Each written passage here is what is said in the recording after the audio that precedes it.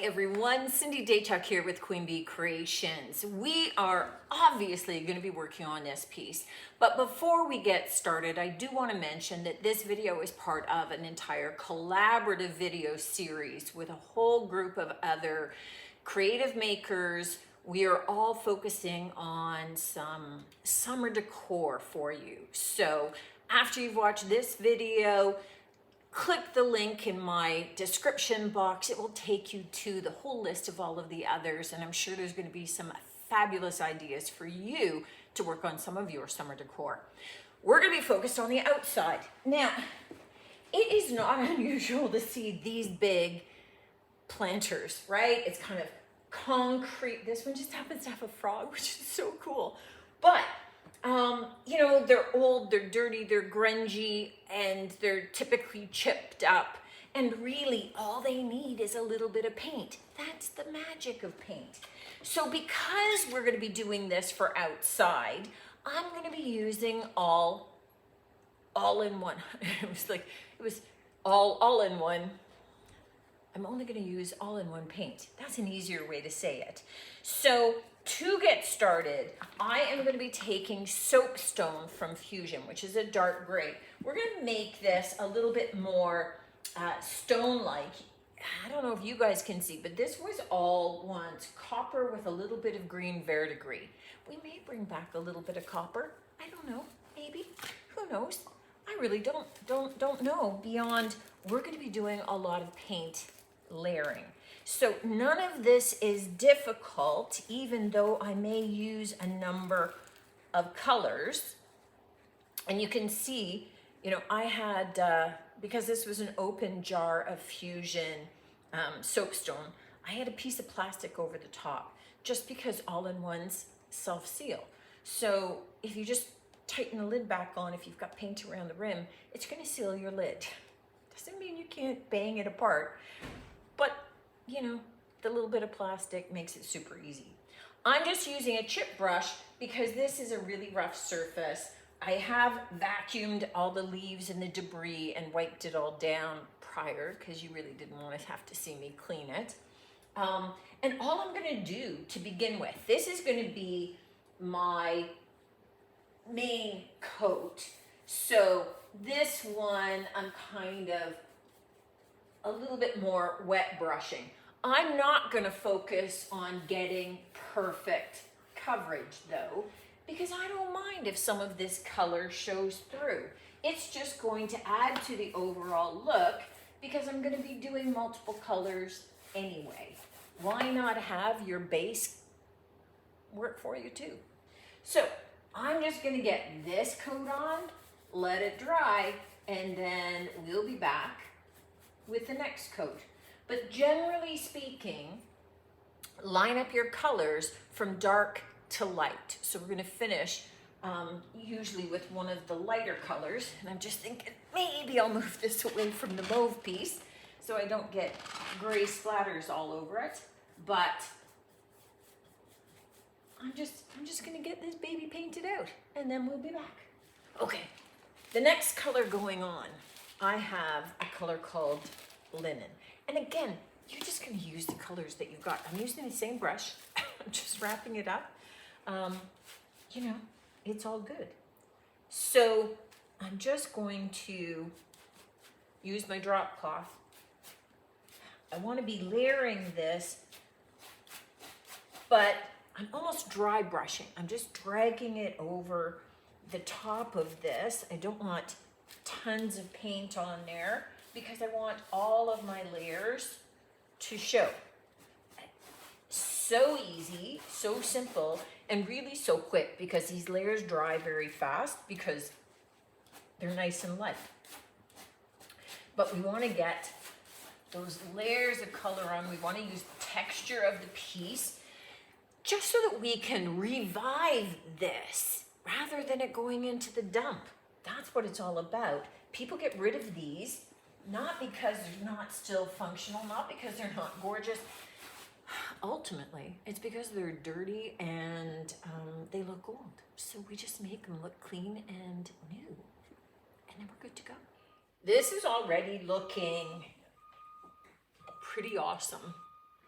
So much better, so much cleaner. The variation is great, but I still have some coats to go. So the next step in this, I do want to add a little bit of metallic. So I have Pennies from Heaven, which is the copper coat from DIY. Sorry, just unsticking my lids very carefully. Now, I don't want this to be super, super bright, and I don't want it to be necessarily everywhere. So I am going to offload it a little bit, and I am going to kind of dry brush it. So I'm using a very old, rough chip brush, and I'm going to kind of put it strategically. You know, I'm adding it around the frame. I'm going to do some on the frog. I'll do kind of the rim, but I'm not going to put it everywhere. It's pretty bright, and I just want to use it as a bit of an accent, and in particular before our next coat. And I just think it'll kind of highlight some of the details a little bit better rather than just one solid kind of uniform look.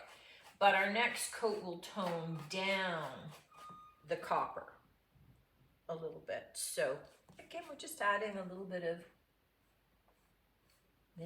definition. So I'm gonna add this. Can you start to see that it's starting to just highlight that a little bit, those details? So I'm gonna add that in, let it dry, and then we'll be back for that next coat. Okay. I think that even there you can kind of capture where some of that copper trim has been a little bit on that frog. We're now going into our lighter color, which is Pebble, which is a very light gray. So again, still using the same brush from yesterday. And this one, again, I want to, you can see my brush has started to harden up, but it's okay because we want that rough. This is why we're using the chip brush. So again, with this one, we're going nice and light. And I'm just taking it around the whole surface and doing that dry brushing. We're just lightening it up. But I want to see all of those layers of color. You know, I want, you can see how that kind of lightens it, but you know, I still have all of that definition. I still have all of those colors coming through. I can still see that copper where I put it. So all these layers are much lighter as we keep going, as we keep building that finish. And that's really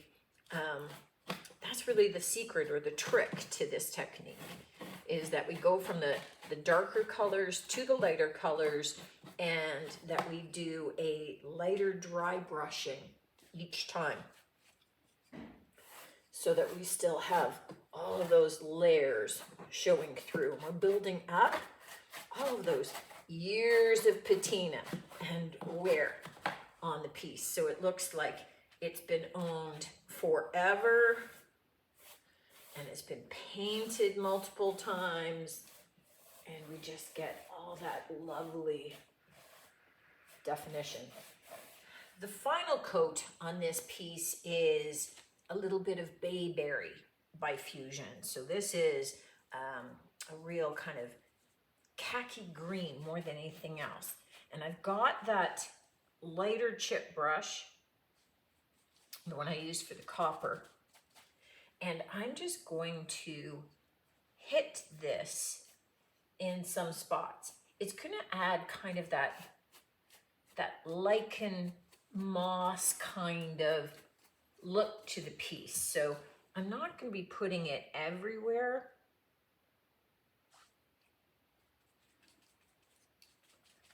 but I am going to kind of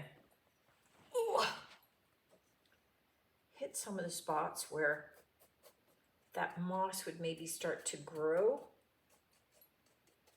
and just add that other extra little layer of detail. And you can see I'm kind of doing a little bit more of a pouncing movement with this. I don't want straight lines and things. I'm just looking to add in a little bit more of that layer of patina in there.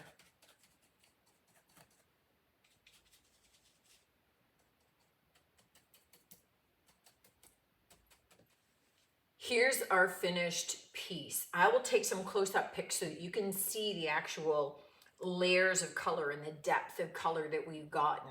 But already this looks so much better. It's got some of that aged patina happening, but it looks great. As much as this is set up, it's got, you know, the hole here for, I don't know, a hose maybe, and it's got the tube. I would just simply use this as a planter. It does have hanging hooks if you wanted to put it up on a wall. It's got a little bit of a drainage hole in there. So, you know, whether you set this down, nestle it in amongst some ferns, or have it by a pond, or you just hang it up on a wall, I think it's got lots of possibilities. And again, it's something that doesn't get thrown out, doesn't get trashed. And we used its age to our advantage, gave it a lot more depth and a lot more interest with layering of all those colors. They are so thin that really by the time that you have finished adding one layer, you could go and you could pretty much almost do another. Doing it in all of the all-in-one paint means we don't have to seal this. It's ready to go. Makes my life easier. It would do the same thing for you. Don't forget to check out all of the other collab videos. There's going to be some other awesome ideas for you. Thanks for tuning in. And as always, I look forward to seeing you on the next one. Until then, take care.